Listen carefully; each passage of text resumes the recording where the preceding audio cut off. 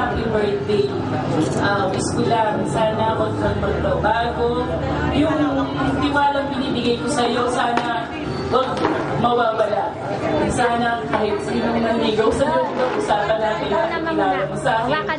Tsaka maalit ka, gusto ko lang ipapaalam ka lagi. Yun na lang lagi kong wish sa'yo. At alam mo naman, bagi-bagi tayo, di ba?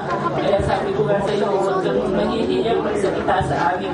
At ang wish ko, alam ko, huwag mong makakalimutan ang dad at lola mo dahil siguro kung ano, tuwan-tuwa sila ngayon sa'yo. Happy birthday, anak. Love you. Wish good health, peace of mind, happiness. Na, alam mo na yun, ha?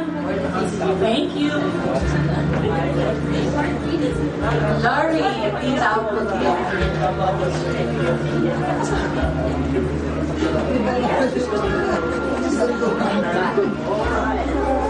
Hello. Hi. Happy birthday mo, Tia. Ang wish ko, kami yung pinakakita. Dapat sure mo na kung ano yung gusto mo kunin. Kasi pag pa lang, yun ang pagkapa.